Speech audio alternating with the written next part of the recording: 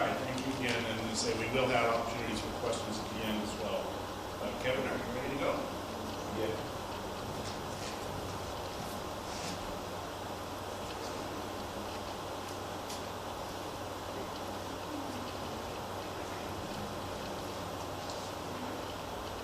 Hello, ladies and gentlemen. My name is Kevin Yang.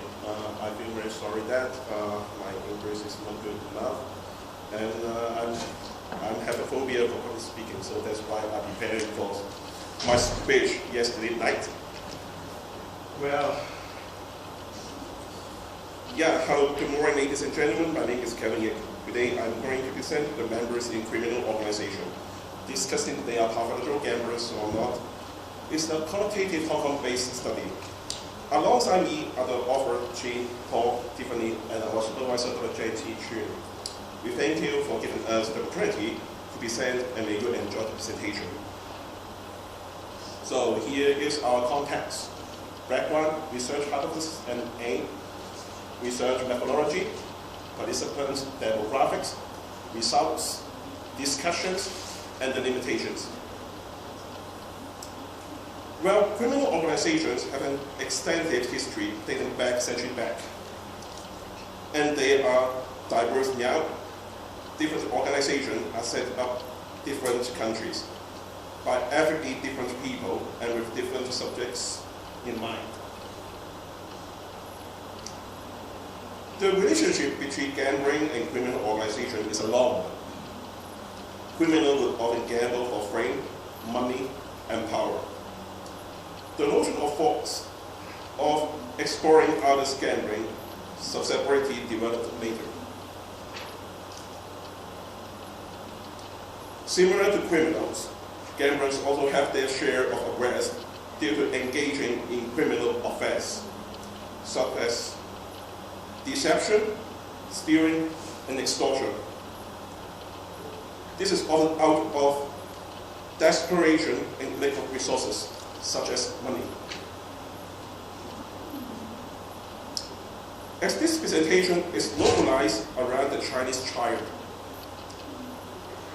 here are some of the examples of common criminal operations engaged by the criminal triad, such as loan sharking, prostitution rings, and counterfeit goods. And this chart shows the average in between 2001 to 2011, the average of these 11 years is 2346. Therefore, you can see that the triad-related offense are still relatively stable. Possible expectation for the relatively stable rate is that some triad members, especially the new ones, are helping to expand the business to other criminal elements. As well, some of the triad will spread out or globalize to earn more and no risk of being caught by law enforcement.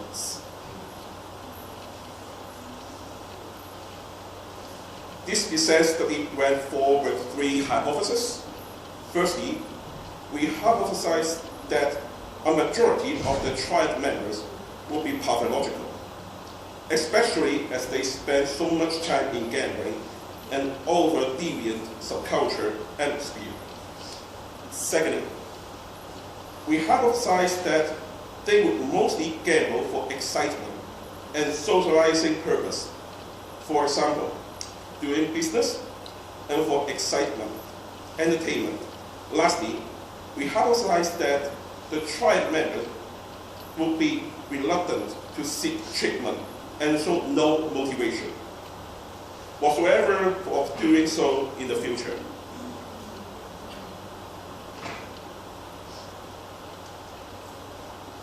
Our study incorporated 18 participants. Participants has to be active criminals, 18 or over years old, and active gamblers. We used the CPGI, DSM-IV, a semi-clinical interview, and ethnographic follow-up in this project. Here is the demographics. table of all participants, we haven't shown their real names because of the ethical protection.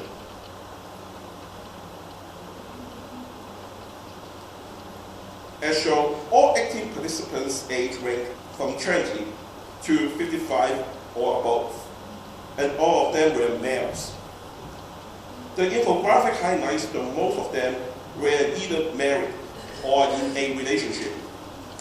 Although the relationships formed were very poor, for instance, little or almost no contact with their family, an intimate partner, and not much care for them unless the time calls for it. For example, borrowing money and sexual behavior, sexual activity. As shown, 2/3 of the sample were triad leaders, and the remaining 1/3 of them were triad members. Most of them had attended secondary school, but most of them. But of course, they absent in school all the time. If not all dropped out, one of them went through tertiary institution.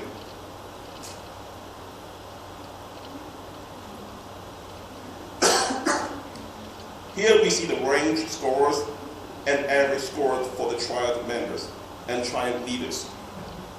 Note that although that triad leaders have been in the criminal culture for a long time, but they scored lower than the triad members.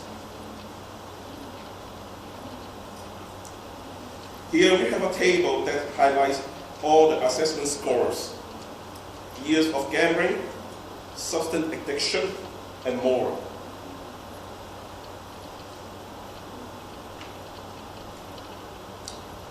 It should be of no surprise that all of them report having prison experience. Some report having a history of multiple arrests, while others just attend prison once or just went to the jewelry delinquency center. This chart illustrates the drug-taking habits of the participants. As evident, most of them smoke and took drugs. The most often taken drugs were cocaine, heroin, and ice, and the most popular is ice. I can give you some reference. Why ice is the most popular in Hong Kong? Just because ice is cheap, around $400 for a little pack, and they can take around 30 minutes.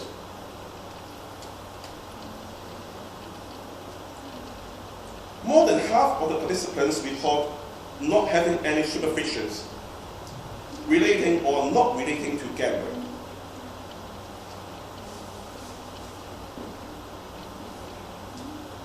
As shown in this slide, 50% of the participants report having gambling during their childhood. Here, childhood will be classified as any individual below the age of 12, nearly 50%. A large amount of participants learned gambling during their teenage years.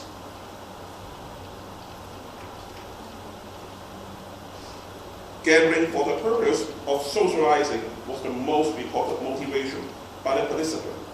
Second and third most reported motivation was gambling purely for the excitement and the personal monetary gains, respectively.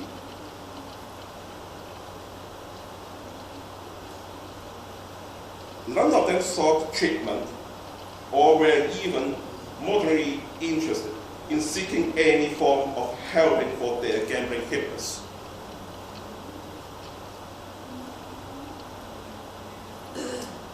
So for the discussions, the first hypothesis was supported. Both of them could be classified and met the assessment criteria for pathological gambler.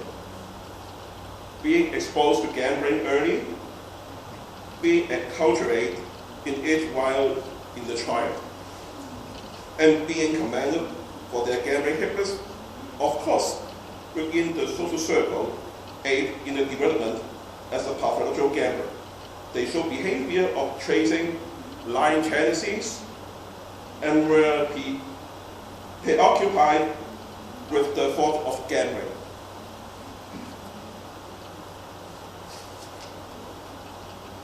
Here, the second hypothesis was supported as well too. Most of the gamblers did indeed gamble for socializing and entertainment purpose. The triad leader often gamble with other leaders, or when they get bored, as their work is usually taken up by the lesser members in the organization. They often have whole day to do nothing, so they gamble. In the case for the triad members, they will be more inclined to gambling for entertainment, for the rush, and for the excitement.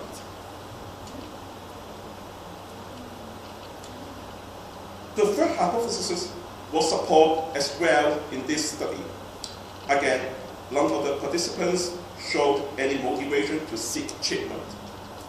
They and anyone else in their social circle did not think that it was a problem and didn't feel any of the work's consequence.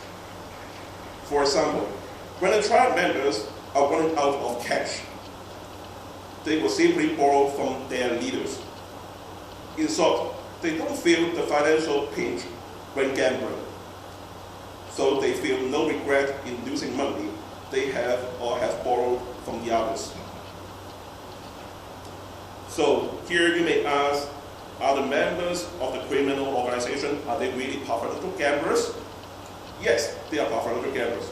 However, they are not pathological gamblers in the conventional sense, at least not for the triad leaders. The triad members do meet the criteria for pathological gambling. According to the record, the score for PGSI and DSM-IV were 7. On the both scale, has substance addiction and are unemployed. So they do meet the standard criteria set out by the academic community for pathological gambling. The case is not clear, however, with triad leaders, recall that the scores for the CPGI and the DSM-IV were 4. The triad leaders do not abuse substance as much. And run multiple businesses, despite gambling every day and for many hours, wake up, go gambling, overlook their business, and then go sleep. The triad leaders do not meet a lot of standard criteria set out by the scales. For example, they do not feel any financial pressures when they gambling. Do not think that gambling is a kind of problem. They think that it is just a form business and work. Gambling does not affect their social relationships too. Here are the differences between the leaders and the followers. So, to discuss these 3 particular grades behavior, you can see that the triad leaders, they gamble for 80 hours in 7 days. They play only with the other triad leaders, socialize with the other triad leaders or the people that they know, such as their followers. But for the triad members, they gamble, they have the opportunity to do so, play with anybody, bits high, and chasing regularly. And for the psychological, for the leaders, they think about gambling every day at any given time. Gambling is perceived as a type of work. For the triad members, they always think about winning in gambling and try to earn a lot. So that's why they frequently think about gambling. And for the environmental, fully immersed in the gambling culture, they do not have any fixed office, so they spend their time with their businesses that they own, such as mahjong house, nightclubs, or gambling restaurants. And for the members, gambling whenever possible because they are unemployed. They tend to follow others to gamble or go to Macau to gamble. and always in search of the opportunity to win over others.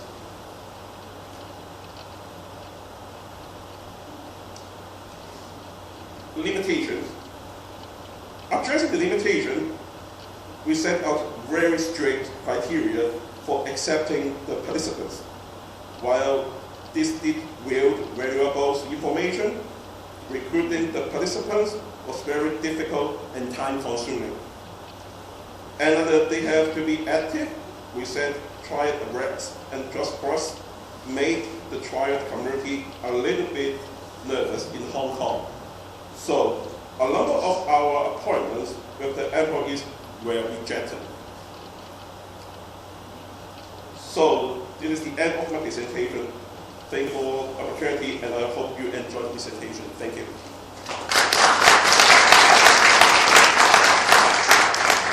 And besides, every time when I present about the trial, I have an experience that one question always asked is how to get these participants, right? I can say that just because I was a police officer in Hong Kong around 10 years before, so that's why I have the benefit to meet the trial. And in my research, I spent 2 years to do this research and 1 year to live with them. So how? I can say just because the trial leaders, they make the business, such as the prostitution rings, nightclub, etc. So therefore, they may have some business about just like a kind of motel to share the room for the people to take drugs or prostitution. So I went to a room to observe and live with them also. And of course, spend a lot of money. If you don't mind, we do have a few minutes here. Let me just ask, when you talk about the business of the triad, does that include money laundering? And if so, I assume it does.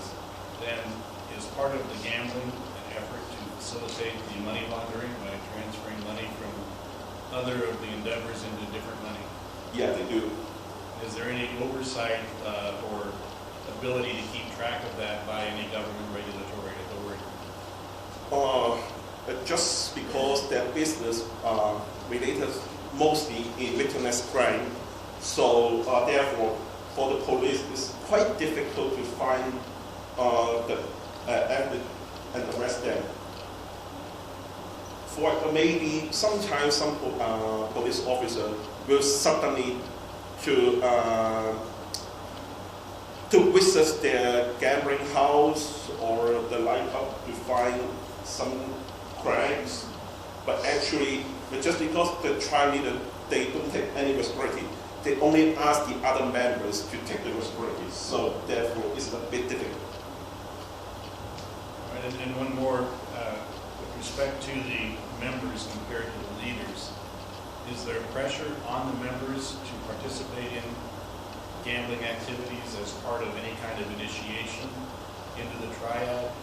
You raise your stature depending on how you gamble, how often you gamble, your attitude toward gambling. Is that part of being able to move up in the ranks of the triads, or are there other things that determine whether or not a member ultimately can become a leader? You mean the leader or the members? Yeah, do the leaders put pressure on the members to gamble more and more and more, or do the members feel they're obligated to do so to prove their stature and their commitment to the triad organization? Just because the members go to gamble, they hope it's just a kind of hope. They want to win a lot, to change their life and get more power. So that's why they will gamble with other people, or even they gamble in a public gambling house. They will cheat other people, and of course I observe how they cheat the others. For the leaders, how to motivate them to gamble is different from the members. They gamble just because it's just like a work. If they don't gamble, they do nothing. They can't earn money. Because the trial leader, they also don't have any stable area for work. So that's why they make the business, discussing the policy in their gambling house, and even they can meet the other strangers to borrow some money to the others. Very good, that's fascinating. There are a couple of quick questions now. We have a little bit of time. We'll also have questions later. One more thing. Tomorrow I have another presentation. Is to define the similarity and the differences between the triad leader and the members. So I can explain more and more. Very good. Thank you very much, Kevin. It's much appreciated. Thank you.